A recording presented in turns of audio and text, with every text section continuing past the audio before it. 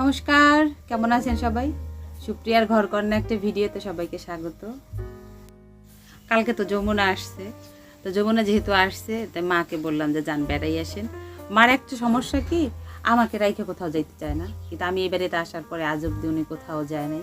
আমার মামা শ্বশুর যখন মারা গেছিলো একবার যাইয়ে সকালবেলা যেয়ে বিকেলে চলে এসে, তো ওনারও যাওয়ার ইচ্ছা, কিন্তু বয়স হয়ে গেছে, সব জায়গায় নিজের শরীরটা আবার মানাইয়া নিতে পারে না। তো যমুনারও বইলা ঠইলা আমি বললাম ঠিক আছে নিয়ে যাবা, অসুস্থ যাতে না হয়। আমার একটু খারাপ লাগবে কারণ বাড়িটা ফাঁকা হয়ে যাবে। দেখি রত্না দিদির ফোন দেবো, যদি আসে তো ভালো, নয়তো বোনে 2-4 দিন যায় থাকবে। আমি এখন এতে সকালে রান্নাবান্নার আয়োজন করতেছি, মা ওরা খেয়ে তারপরে যাবে। এখন করব ফুলকপি আলু দিয়ে তরকারি, আর রুটি করব না লুচি করব বলতে পারি না, দেখা যাক কি করা। চলুন এখান থেকে ভিডিওটা শুরু করি। বলছি তো মাকে যেতে, কিন্তু আসলে না মনে আমার একদমই সাড়া দিতেছে না, যে কি করব বুঝতেছি না। উনি গেলে পার আমি থাকবো কি করে, খুব নার্ভাস লাগতেছে। সকালে খাওয়া দাওয়া হয়ে গেছে, বেজে গেছে 11টা। এই মাত্র মাকে রিক্সায় উঠায় দিয়ে আসলাম। যমুনা আর মা গেল। আসলে আমার না মনটা ভাল লাগতেছে না, উনি না থাকলে আমার একদমই ভাল লাগে না। হয়তো উনি কোনো কাজ করে না, কিন্তু আমার একটা সব থেকে বড় সঙ্গী, সারাদিন আমি ওনার সাথে থাকি, খুবই খারাপ লাগতেছে। আমার মনে হয় না আমি আর এখনো কোনো কাজকর্ম করতে পারবো। রান্নাবান্না কিছু করিনি, সকালে ফুলকপি আলুর তরকারি রান্না করছি আর রুটি করছি, এই সবাই খাওয়া দাওয়া হইলো। চলে গেছে মা ঠিক, কিন্তু মনটা না আমার মায়ের কাছে পড়ে আছে। আজকে শুক্রবার, যেহেতু বাড়িতে গেস্ট আসবে, তাই আমি রান্না বান্নার আগে একটুখানি ঘর গোছাই নিই। কালকে যেহেতু যমুনা আসছে, ওর সাথে কথাবার্তা বলতে বলতেই না আমার সময় কোন দিক দিয়ে পার হয়ে গেছে আমি নিজেও টের পাই নাই। আর এখনও হচ্ছে কোনো কাজ যদি আমি রেখে দিই, আমার কেউ তো আর হেল্প পার হ্যান্ড নাই, আমার কাজ আমাকেই করতে হবে। তো সব সময় কিন্তু কাজ করতে ইচ্ছে করে না, কখনো কখনো অলসতাও লাগে। আর যখনই শুনছি মা যাবে, আমার আর অনেক বেশি খারাপ লাগতেছে, কারণ উনি হচ্ছে আমার নিত্যদিনের সঙ্গী। স্যার তো বাড়িতে থাকে না, সে সকালে চলে যায় আর সন্ধ্যাবেলা আসে, সারাদিনটা আমি ওনার সাথেই থাকি। তো ওনার চলে যাওয়া মানে আমার কাছে অনেক বড় একটা ব্যাপার। এই বিষয়টা খুবই মন খারাপ নিয়ে সব কাজগুলো করতেছি। হয়তো রত্না দিদি আসলে একটু ভালো লাগবে, রত্না দিদিকে ফোন করে বলছি, উনি হয়তো বা বিকেলে চলে আসবে। যখন মাকে নিয়ে যাবো না গেছে, গাড়িতে ওঠার আগে রিক্সা থেকে নামবে, সেই সময় আমি ফোন দিয়ে বলছি যে মাকে দিয়ে যাও, ভাল লাগতেছে না আমার একা একা।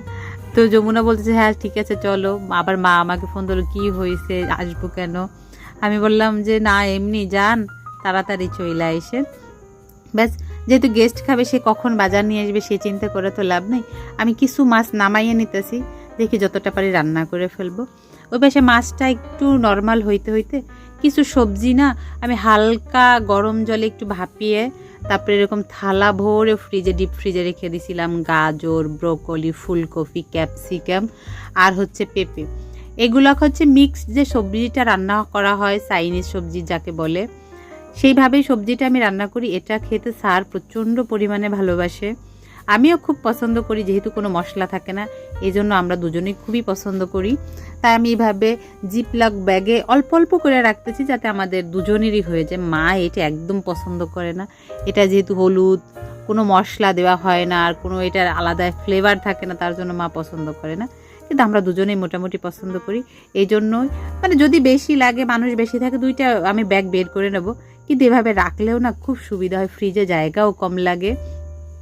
ব্যাস, হাওয়া বের করে করে এভাবে লাগতেছে, একটা একটা বের করবো আর রান্না করে নেব। সকালবেলা হচ্ছে কিছু রুটি করছি, যখন তখন একটু বেশি করে আটাটা মেখে নিয়েছিলাম, রুটিটা শেষ হয়ে গেছে। রুটিটা থাকলে না অনেক হেল্প হয় আমার। আমি জানি এভাবে রাখা ঠিক না, কিন্তু কী করবো, ব্যস্ত লাইফে সবাই কিন্তু শর্টকাটে সব কিছু করতে চায়। এইদিকে রুটি রাখতে রাখতে সে চলে আসছে। সে আসার পরে যে মাছ নিয়ে আসছে, আমি মাছ কাটতে কাটতে নাজেহাল, যতটা পারছি কাটছি, বাকিটা রেখে দিচ্ছি ফ্রিজে। এখানে উচ্ছে ভাজি করছি, বাটা মাছ শুকনো ফ্রাই, বোয়াল মাছের ঝোল করছি, আর গাছের শিম আলু দিয়ে কই মাছ দিয়ে তরকারি, ওই একটু সবজিও করছি, আর সাথে হচ্ছে সবজি দিয়া ডাল করছি।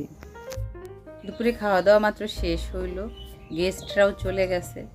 বেসিক্যালি আজকে শুক্রবার, আবার মা চলে গেছে, একটু মনটাও খারাপ লাগতেছে। আর তারপরে হচ্ছে গেস্ট আসবে বিদায় সারে, তো আজকে শুক্রবার অনেক মাছ নিয়ে আসছে, বাজার নিয়ে আসছে, সেগুলোকে আমি সব রেডি করে, সব মাছ কিন্তু খাইতেও পারিনি, কই মাছ ফ্রিজে রেখে দিছি, বিশাল বড় বড় কই মাছ নিয়ে আসছে। গেস্টরা খাবে বিদায় আমি তড়িঘড়ি করে রান্না করছি।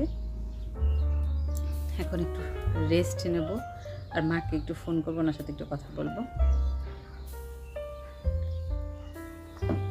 রত্নাদিও চলে আসবে বিকেলের মধ্যে, দেখি বিকেলে হালকা কিছু রান্না করব। আমি বসে বসে একটু কাজ করতেছিলাম, সেই সময় আমার দুজন খুদে গেস্ট আসছে, তো ওনাদেরকে বললাম কি খাবে, অনেক কিছু বলার পরে তারা বললো চিপস খাবে, তার জন্য চিপসের ব্যবস্থা করছি, নুডলসও করছি, অনেক খাবারই করছি। এই হচ্ছে আমার খুদে গেস্ট দুইজন। আমার আরও খুদে গেস্ট ছিল, আমি একদম ভিডিও করতে পারি নাই, ওরা প্রথমবার আসছে, কিন্তু মনেই হয় না যে প্রথমবার আসছে আমাদের বাড়িতে, এতটাই ওরা মানুষের সাথে মিশতে পারে। যাই হোক, সন্ধ্যা হয়ে গেছে, সন্ধ্যা দেওয়া হয়ে গেছে, রত্নাদিও চলে আসছে ওনার সময় অনুযায়ী, আর সারে গেছে বাহিরে, এখন নাই।